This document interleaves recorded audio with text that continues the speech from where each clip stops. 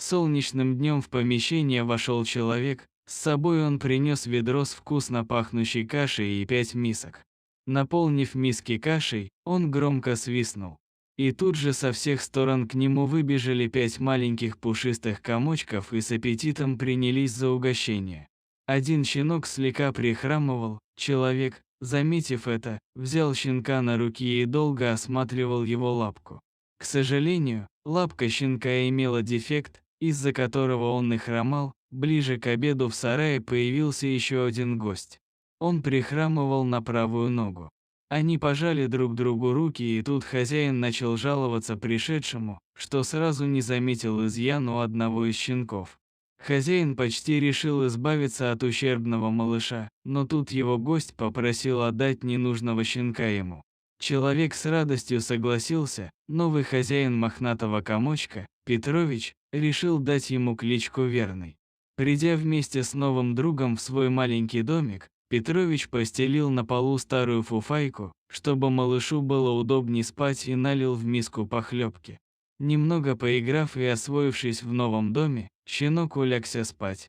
Каждое утро Петрович уходил на работу, а щенок по кличке Верный оставался дожидаться любимого хозяина дома. Вечером они вместе выходили на прогулку, где Верный мог волю побегать и полаять на голубей и кошек. Спустя полгода маленький щенок превратился в большого красивого пса. Лишь одна его задняя лапка так и осталась маленькой, из-за чего он и хромал, и вот наступила первая в его жизни зима. Пес с удивлением наблюдал, как с неба падают белые снежинки, которые сразу таяли у него на языке. Верный очень радовался пушистым белым хлопьям и с нетерпением ждал настоящих сугробов. Ведь, как сказал ему хозяин, в них можно было валяться как на перине. Однако следующий зимний месяц не принес ожидаемой радости. Однажды январским днем Петрович вернулся с работы сильно простуженным, его сотрясал сильный озноб, ему было холодно. Верный ложился рядом с хозяином, пытаясь поделиться с ним своим теплом, но лучше Петровичу не становилось. Через 3 дня в дом вошли незнакомые люди и забрали остывшее тело хозяина. Петрович умер, но пес не мог этого понять. Когда машина скорой помощи увозила хозяина, Верный бросился за ней. Он старался не отставать, но все же вскоре потерял ее из виду. Осиротевший пес оказался на незнакомой улице. Не понимая, куда же увезли его хозяина, он провел всю ночь, лежа на холодной траве. На следующий день пес решил вернуться домой в надежде найти там любимого хозяина. С трудом найдя дорогу обратно, он подбежал к дому, но дверь оказалась заперта. Верный попытался открыть ее лапами, но дверь не подавалась. Тогда он лег возле нее и завыл от горя и отчаяния. Спустя какое-то время пес услышал непонятный звук. Где-то рядом с ним поскрипывал снег от чьих-то шагов. К нему подошел чужой человек, который держал в руках палку. Человек ударил Верного по спине, пес зарычал в ответ.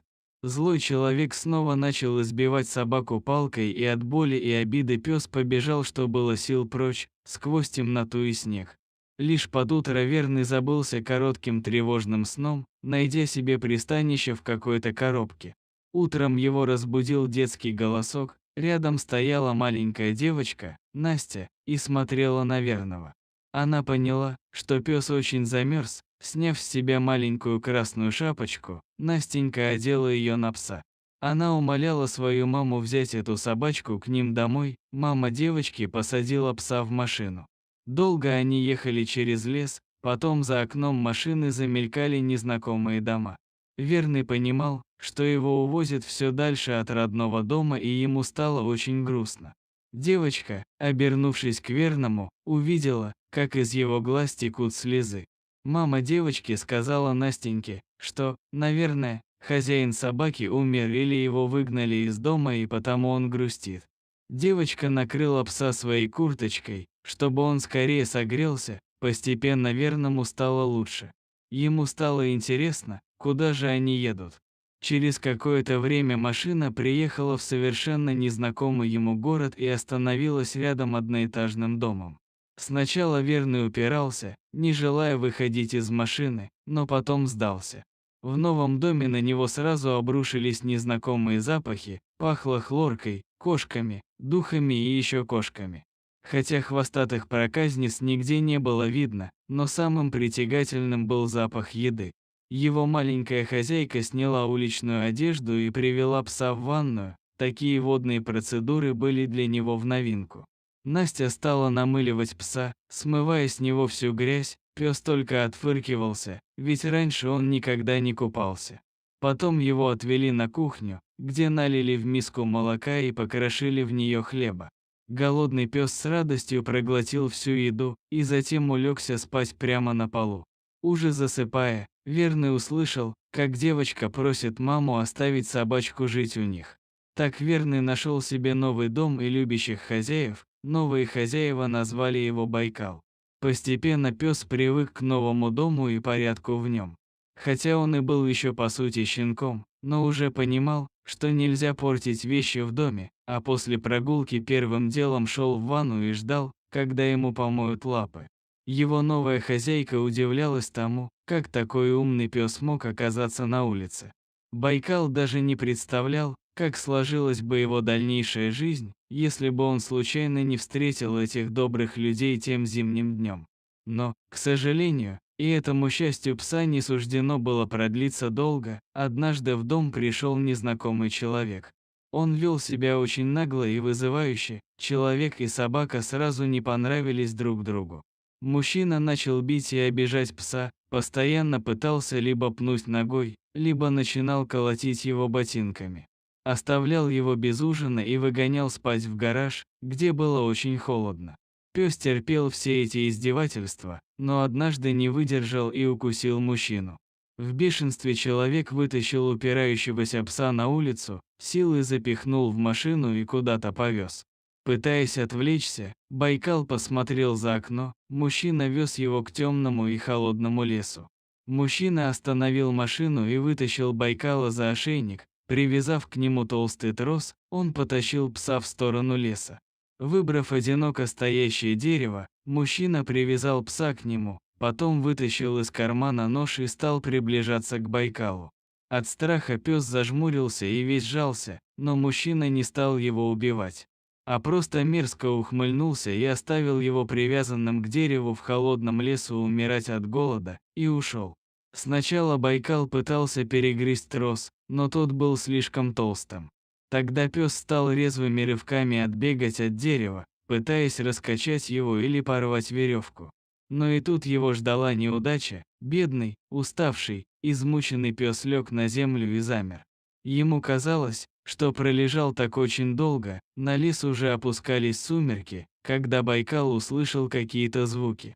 Неподалеку в лесу послышалось мычание коровы. Эти звуки напомнили ему, что он очень голоден, а еще его мучила жажда.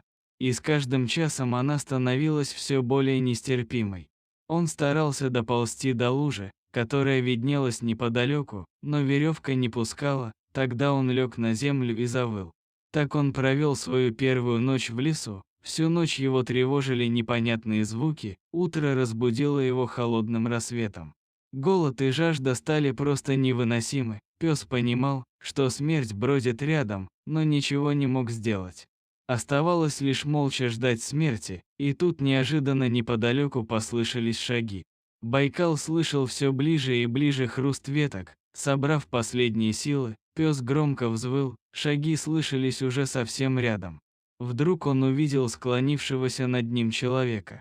Его звали Егор, он был одет в необычную одежду, как будто шитую из листьев, а за плечом висело ружье. Лесник был в шоке от того, что кто-то оставил привязанного пса в лесу на верную смерть. Достав бутылку с водой, человек дал напиться псу. Живительная влага сделала свое дело, Байкал смог встать на лапы и слабо завилясь хвостом. У лесника был с собой бутерброд с колбасой, которым он угостил собаку. От радости Байкал в мгновение ока проглотил еду. Ему хотелось еще кушать, но человек пообещал накормить его чуть позже.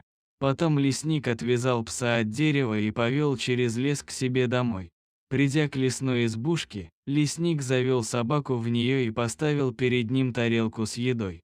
Изголодавшийся пес съел все, что ему дали, и долго вылизывал тарелку. Человек решил назвать его Джек.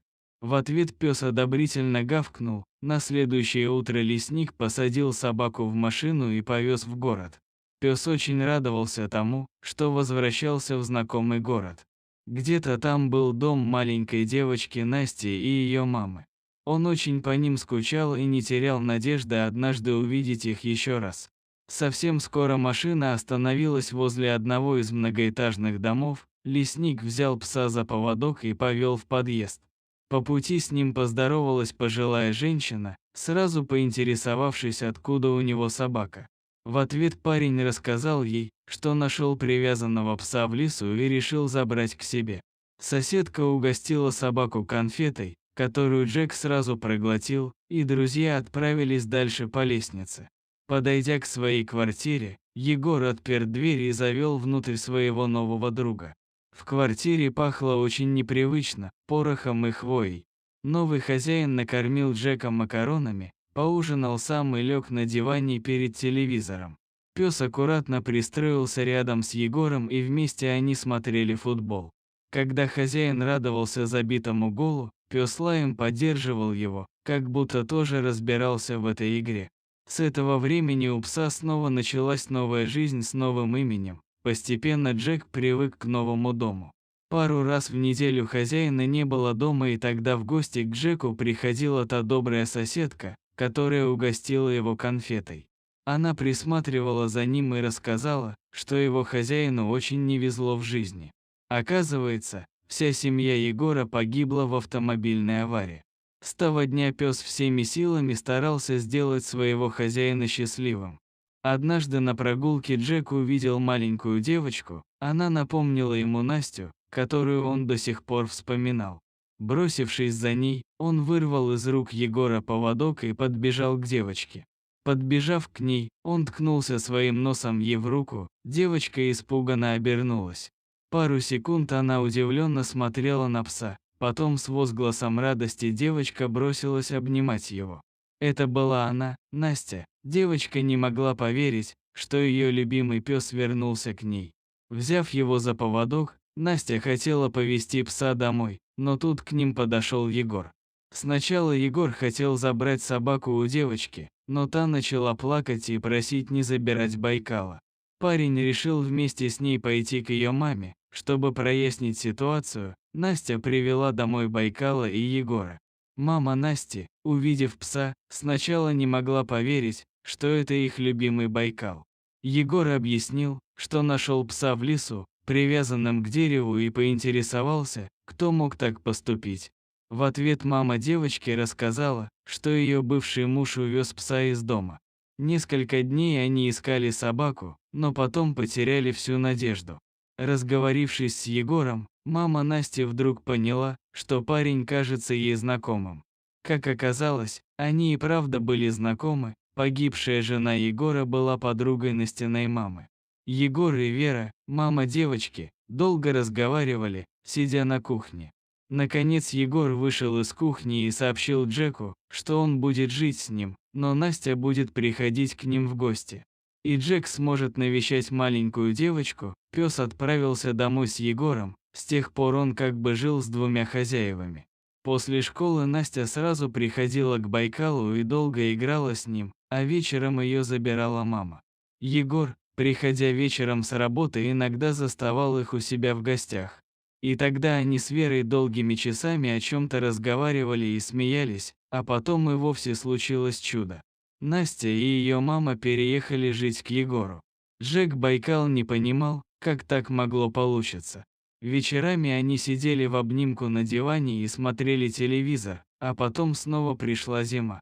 Настя весь день украшала комнату воздушными шариками и гирляндами, Егор куда-то уехал, пес лежал и скучал. Потом вернулся хозяин, Джек подскочил к нему, словно пытаясь узнать, к чему же целый день готовились Настя и ее мама. Оказалось, что Егор и Вера решили пожениться. На следующий день их дом был полон гостей, и Джек хотел подружиться с каждым из них. Потом Байкала Джека нарядили в красивую накидку с золотыми звездами и усадили за стол вместе с гостями. Пес, поедая разные вкусности прямо с тарелки, был неимоверно счастлив. Ведь несмотря на довольно непростую судьбу и много испытаний, ему все-таки удалось осчастливить своего хозяина. От молодоженов гости услышали историю о том, как Джек Байкал познакомил своих хозяев. И все приглашенные дружно подняли бокалы за самого верного и умного пса, который соединил две половинки одного целого.